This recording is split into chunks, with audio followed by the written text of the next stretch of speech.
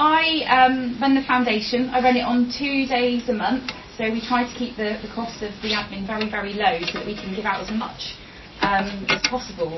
But in my other life, I'm a fundraiser, so I know just how blimmin' difficult it is to write a good application and to get the funding. And by golly, it's really competitive out there at the moment, isn't it? And I think we're all feeling it. So I asked the trustees if I could spend some time just going through how to write a good application and give you some tips really. And so I want to share that with you now. Have you got my slides on them? Oh, okay, great. So what? You guys can put this on a podcast. Yeah, so this will be on a podcast. I'm recording you. I hope that's okay onto AI, but you're not speaking, so that's fine. So it will be available online. So if there's anyone who hasn't been able to make it here today, they can listen to this as well. But I'm always, happy to have a conversation with people as well. So for us, it's these things. So first of all, that it's clearly articulated the need. What is that problem that you're trying to solve? Give us some stats around it. Try and paint a picture of the problem that you are trying to solve and what's creating an issue for your beneficiaries. We like projects that are well thought out and they're easy to understand. And I think I said there in the video, if you heard it, that you can use AI to make things sound more readable, and I do this. So there is nothing wrong that with typing up what you want to say and then putting it in AI to make it more readable and user friendly for us, because sometimes we have applications that can get so into the detail and the depth of the work, and you understand that, but for my lovely board of trustees it can be quite difficult, so make sure it's really easy to read. No jargon, no acronyms, just really easy to read. Thirdly, that there is a clear and justified budget. So we want, if you're asking for the full maximum, spell out exactly what that is going to be put towards. Now we fund core costs, we fund project costs, we try to fund as much as we can. We'll fund capital projects as well. But what we like to see is a really clear and justified budget, and one that adds up properly as well, because you wouldn't believe sometimes we have budgets that are sent in and they don't actually add up, so just check your work. The other important thing is that the project itself, or the organisation, your outcomes are in line with the overall outcomes of Livewell South West and Livewell Foundation. Ultimately, we have to report up to Livewell South West, so we have to make sure that the projects are addressing mental health, physical health, social isolation, but they are also preventing people potentially going into hospital, or if they are in hospital, that they're facilitating that discharge. We're getting people back into their home and being as independent as possible as soon as possible. So if you can articulate that really helps strengthen your application. We also have 3 key themes that we've looked at over the last couple of years. So we also organisations will score higher if their projects address women's health, because that is an issue in Plymouth and the surrounding areas. We are statistically different here, not women, but the women's health equality is statistically different compared to the national population. I don't know why that is, and I have conversations about this all the time with different people, but we really want to address that. So if your project addresses that, then that will strengthen your application. And the other 2 areas are children's mental health, because children statistically, again, it's different, they self-harm more, statistically different in Plymouth compared to the national population. And the other thing we've just added this year is children's obesity. So if you're targeting one or more of those areas, that will be a strengthened application. So I've talked about the prevention. This bit here, if the project is linked to local regional health strategies, what we mean by that is, have you mentioned that you have looked at the local healthcare strategy? So one good example is Thrive Plymouth. If you check out Thrive Plymouth, they've recently refreshed their strategy. That's the strategy under public health locally. So take a look at that and make sure that you are aligning with the evidence-based reports and things that are out there. We don't want projects that have just been thought up that are a really good idea. We want to know that it's in line with what actually does work. And if you haven't read it, please go and read the NHS 10-year report strategy, because it's really, there's some really good stuff in there that will not just benefit you in terms of our application process, it will benefit you for other health applications as well. It talks a lot about neighbourhoods and we're still trying to understand that. I've been talking to commissioners recently, and they're still trying to understand what is a neighbourhood and how do we define it. But also looking at how you're aligning with health and wellbeing hubs and all that kind of stuff. So it's really important that you're citing some of that in your application as well. I've kind of already covered this one, but yeah, supporting beneficiaries with a physical disability or mental health issues. Whether it supports individuals from a deprived location. Now we have added an additional category to that because we recognise that deprivation can be caused by a number of things. So we have added this year rurality, because actually rurality can cause issues for people as well. So there are different kind of types of deprivation that we have now looked at within our application.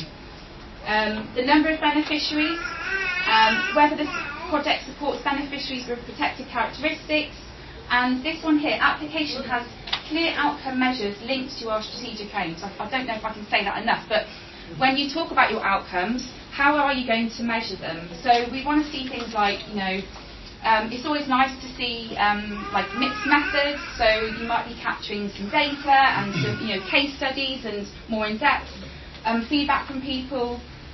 You might be using the Warwick and Edinburgh Wellbeing Scale. If you haven't heard of that, go and Google it, because that is a really good scale that quite a lot of our funded projects like to use. So all of those things pulled together will help strengthen your application. So that's what makes a good application. So we put out there, we asked you what questions would you like to ask us. So the other one that someone asked was, what are the most common reasons for organisations not being successful? And I like to be really open about that, because not a lot of funders are, and I think it's really important for you to understand some of this stuff. So it's kind of like the adverse to what I've just told you, but things like it's not in line with our aims, or it doesn't have clear outcome measures linked to our strategic aims. We do look at the cost per beneficiary. So if you're asking for the maximum but potentially only supporting maybe 5 people, then that might go against you. But we always look at the depth of the work as well and how important that is. We have lots of conversations about quality versus quantity, so it's not solely looked at through that metric, but that is a factor. No track record. So we're okay with that if it's a small grant. We like to fund new things and new projects and new organisations, but when we're looking at the 10,000, the large grants, actually what we want to see is that you've been kind of operating for at least a couple of years and you've got a bit of a track record. Sometimes you might take a little bit of a punt if there's a really well thought out project and it's really evidence based. But just have a look at that. Insufficient number of board members. We like to make sure that, particularly for CICs actually, that there are at least 3 unconnected individuals on the board. And we have had some organisations apply before where they've only had 1 or 2 trustees or directors, and I often have conversations with them that they really need to strengthen that board level. So that's something that we also like to look at. Inadequate monitoring and evaluation, the costing doesn't add up correctly, maybe they might be asking for too much. So sometimes if you're a small organisation that's only got, 5k running costs each year, and you've gone and asked for the full whack of 10,000, we wouldn't necessarily be able to give you that full 10,000, so we look at the proportion. So just make sure that you're thinking about that. Poorly written application. So it could be confusing, could be too much detail or too wordy. Like I said earlier, there's nothing wrong with using AI, but please check your work. Because we have had people who have used AI and then they've included the bit where chat goes, I hope this is like, I'm like, oh my god, just read your work before you send it in. Because we want to know it's your thoughts, your words, it's your project. Please check. Accounts late on Companies House or the Charity Commission, that's always a bit of a no, because it could indicate that there's not sufficient or adequate financial monitoring in place. So that is something that we look at in the due diligence.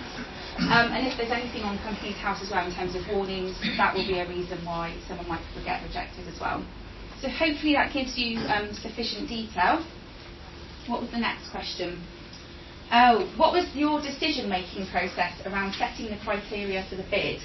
So I didn't know if this was in referring to the target areas that we were looking at this year, but I can share with you if it's like that. So 2 years ago, so every year we have a strategy day. It's a lovely day, get together with all the trustees.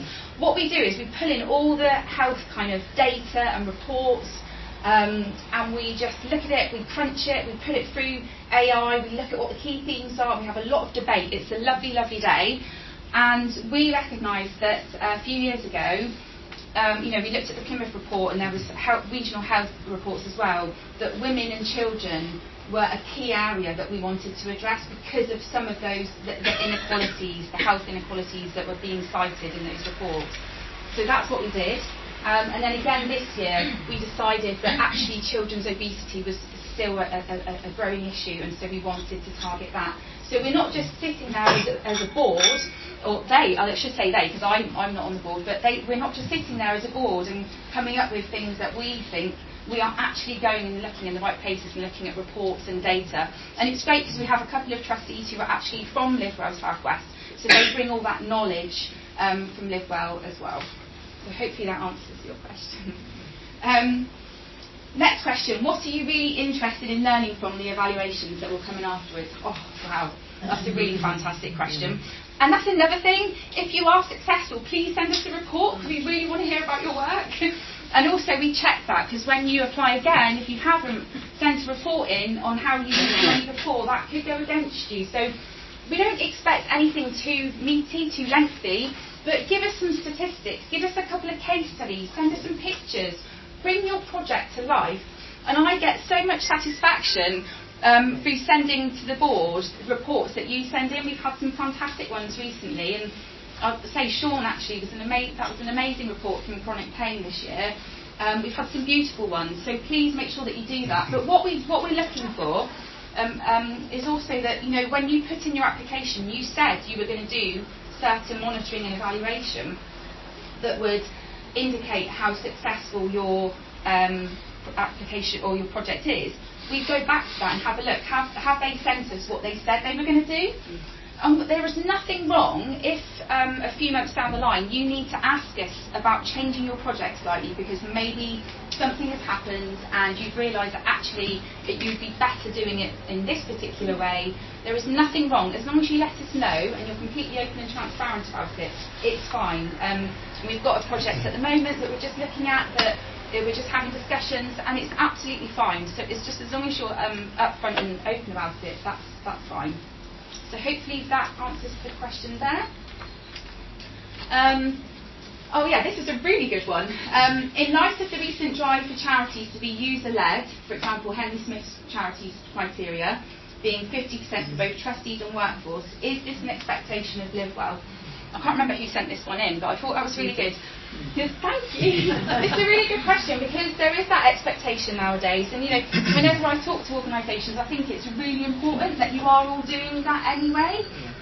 But that is not part of our criteria, I will say that. So we do not score you on whether you are user-led in any way. But if you are talking about how you use that, and maybe you're doing that in the outcome section or the monitoring and evaluation bit, that will strengthen your application as a whole, because if we get to a stage where we have two applications and we've got to choose between one or the other, that might just be the thing that kind of gets you over the line.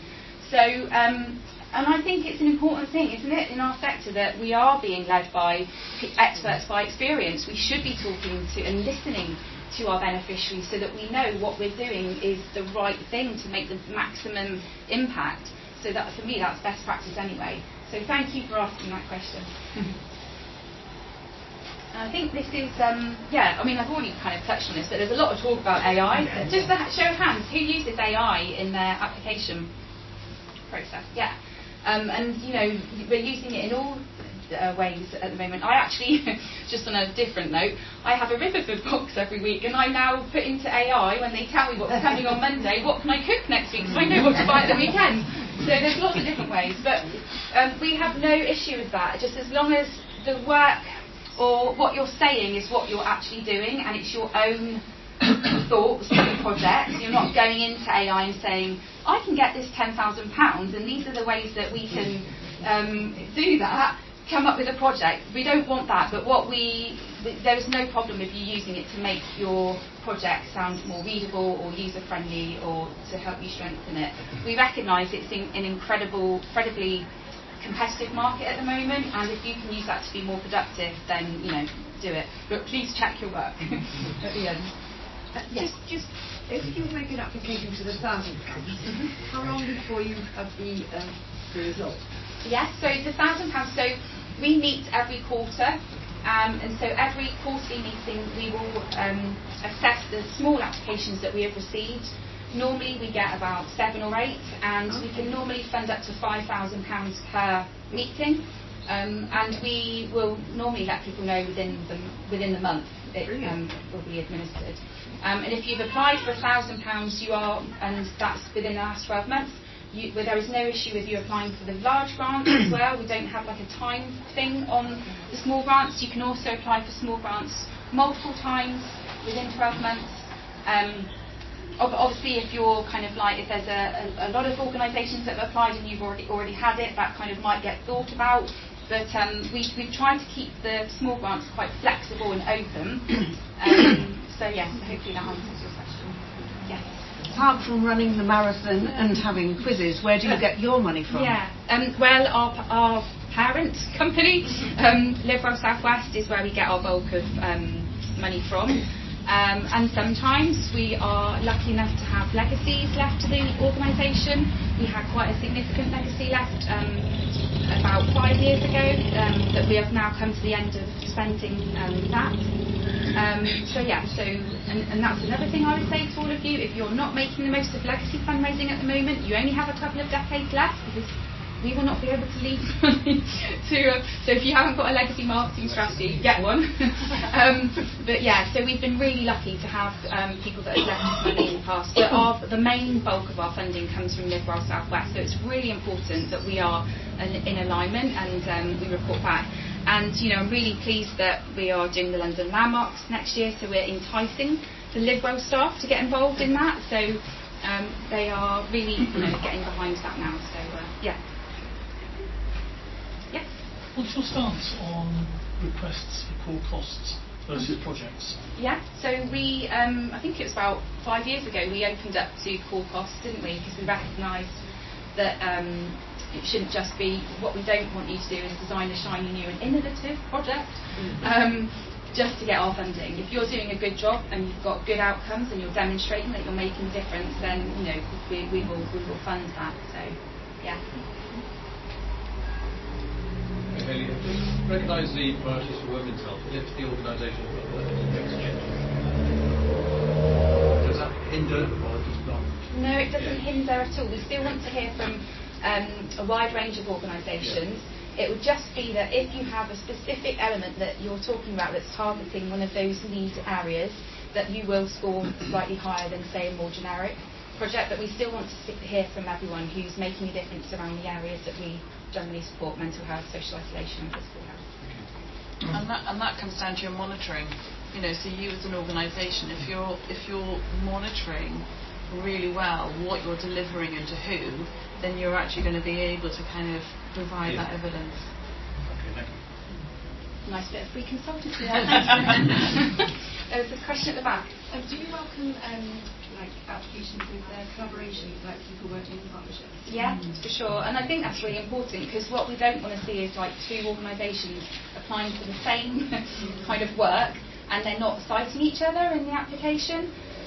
Likewise, sometimes we receive applications from national organisations, and they what we would like to see in those cases is that they are really well linked in with the local organisations, and sometimes it's very plain to see that they're not, so they would not go through. But yeah, I think anything that helps strengthen kind of like that collaboration, and ultimately it's for the end user, isn't it? And if we can be better together and achieve more social impact by being in partnership, completely, that would strengthen your application.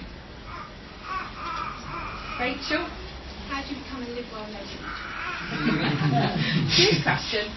Well, you can contact us on the website and speak to me and Bryony here today. If you want to get involved, we do have London landmark places, which are costly. So we've got 3, I think, at the moment left, Bryony. A strong 2. A strong 2. Oh yeah, because I think Chris might be doing it again. So yeah. Look to call you. The London Landmark. So if you fancy joining us, also the Plymouth Park, we've got 30 places in next year, so would love lots of people to join us running next year. Yeah, and if you want to if there's anyone that wants to get involved in organising an event and wants to work with us, then of course we'll be happy to do that. Likewise, if you've got any things that you're doing, please invite us. You never know, one of the board might be able to come along, or myself. We want to hear about what you're doing, because ultimately we're here for the same thing, aren't we? So let's spread the word and help each other. Louise? What's the geography that you're interested in? Really good question, thank you. So Plymouth and the South Hams, up to as far as just kind of like clipping Totnes. So I think TQ7, 8 and 10. All the postcodes that we support are listed on the website. And the reason we do that is it's the same kind of footprint as Livewell South West. So we've got that alignment again. Hi. Just thinking about the sort of financial makeup of the organisation, are you looking for a sort of good spread of how that organisation kind of gets its funds, for example, rather than relying solely on your funding? Would that impact on that? So we have added a question this year around financial sustainability and reserves, because it's something we often kind of debate at when we've sifted applications. So if you can include in that box about how you're funded and whether you are kind of diverse. We don't expect everyone to be diversifying, but how can you make yourself more sustainable? If you don't have to be at the moment, but as long as you've got a plan ahead, then that's really helpful. But I wouldn't say that is like it's not a scored criteria, but it helps in kind of general discussion, just making sure that you are thinking about your sustainability in the future. And just sort of add on to that, so is there a level of reserves over which you would... Yeah, so generally kind of like between 3 and 6 reserves at the moment is generally what we would look at or prioritise, but that doesn't deter you from applying if it's outside of that, because we would still, the board is very well connected in the local area, and if there are discussions to be had about certain organisations, I'm thinking back to a few years ago where we had some special funding actually, and there was an organisation that was in a bit of a tricky situation but was delivering amazing outcomes, and we were able to kind of come together and help that organisation get through tricky times, and they're doing really well now. So I don't want to say to you that it has to be between 3 and 6, but it's just if you were getting down to like there were 2 of you and we had to look at something, we wanted to go through, then we might look at that. But it's generally the overall picture, and what is the social impact that you're having and the difference that you're making to people's lives. I think that's what we really want to see come through your applications. Hayley, how does the foundation feel about the grant being a contribution towards a larger cost project, or do you like to fund solely, kind of be the sole funder? No, we're completely open to that. And actually, if you are being funded by other organisations, the board might look at that really favourably, because they're seeing that you're not just relying on our funding. And I don't think it's necessarily fair that we would expect you to fit everything in £10,000, and that, because then that is forcing you to come up with a specific project again, isn't it? So we just want to make sure, I think, that your social impact is as strong as it could be, and yeah. And linked to that, is there anywhere on the form that asks about match in kind? Yeah, so in that section around financial sustainability, it alludes to that. So yeah, if you can put that in there, that would help strengthen as well. Good question. Hey.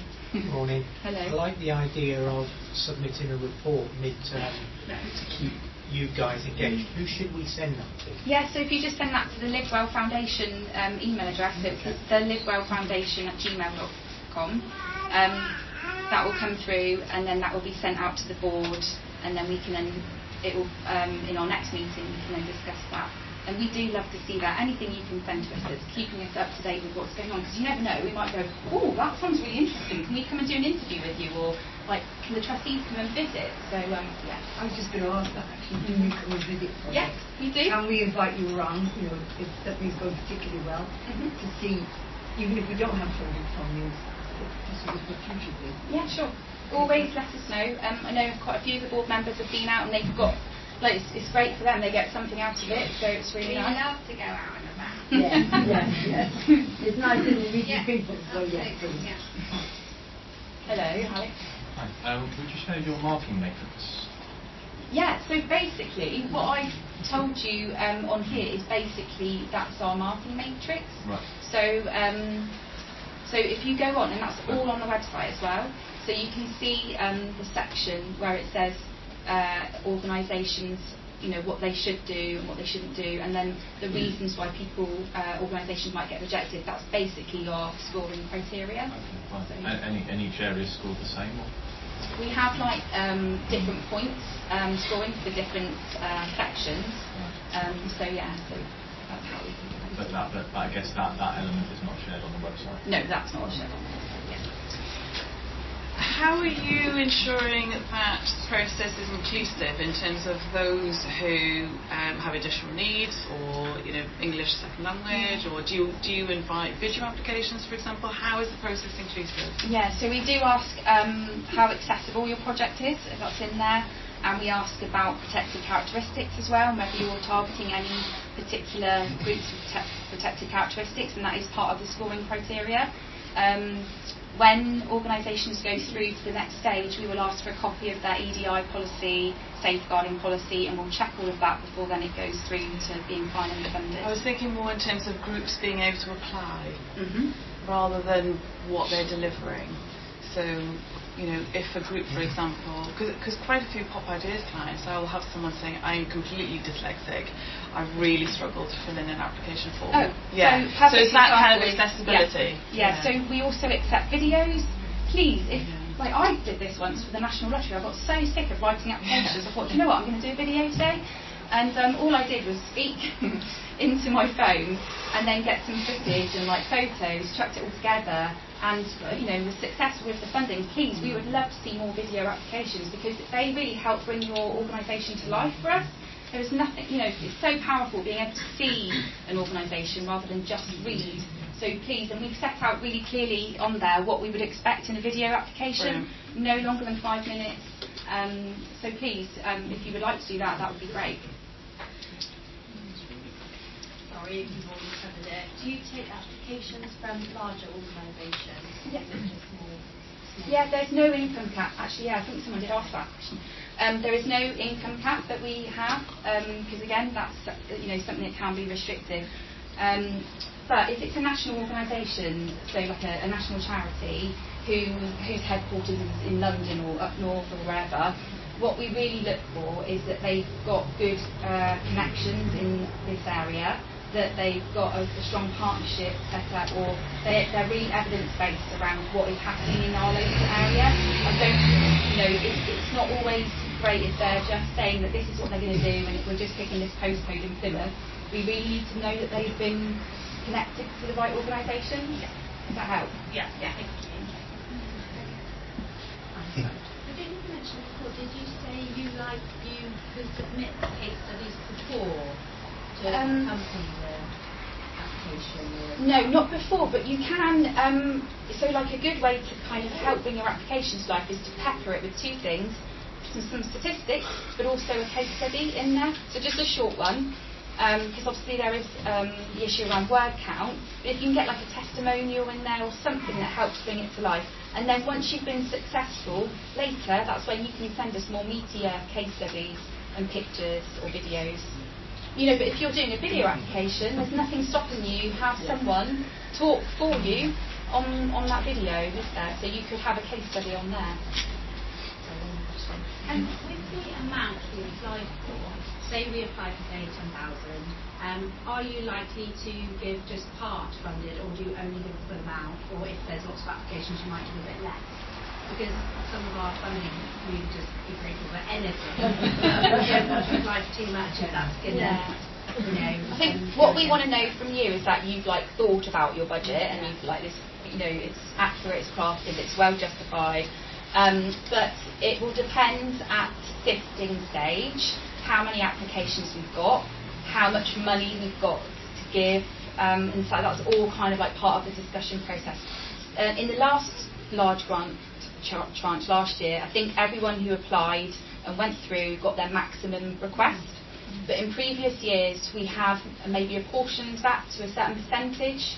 It's all part of like the discussion that we have. So the stages are that every application is graded against our scoring criteria, and then that goes in for discussion with the board, and that's where the more meatier kind of stuff happens. So yeah. So if we put in the budget, if we had 10,000, we'd have X, Y, Z. If we had 5,000, is that what that's in the perfect. budget section? Yeah, because we would then, if we were only able to give you slightly less, we would have to have that conversation. We would never expect you to deliver the full capacity or amount that you said. We would expect you to apportion it or lower it. So yeah. Do you have a policy, or is it included in your scoring in terms of organisations that have had previous funding from you? Are they still as equal to those that haven't? Yeah, 100%. Yeah, it comes back down to what you're asking for, whether it's been well thought out, whether there's all the stuff that I've said. So we don't want anyone to be deterred from applying. We want to hear from as many organisations as possible. What we would like to see though, say if it might be like year 3 down the line, what we would like to see is that organisation is evolved and is becoming, it's strengthened, its sustainability. That would be helpful. But nothing deters. And then can I be greedy and ask another quick question? It's more to do with the small grants. Do you fund organisations, particularly very small grassroots community groups that don't have a bank account? Yeah. Oh, okay. Yeah. So would you look if perhaps an organisation could be their accountable body or like a... Yes. Yeah. 100%. Okay. So, and that's why we brought the small grants in. Because it's really hard for them to get a bank account. Yeah, and so the small grants, we wanted to be a little bit more less risk averse. We wanted to be able to give organisations that didn't necessarily have a track record, that were more kind of grassroots. So we don't expect that, but we would need to see the bank statement of who would be administering the funds, so they could be partnering with a larger organisation who would then be, Okay.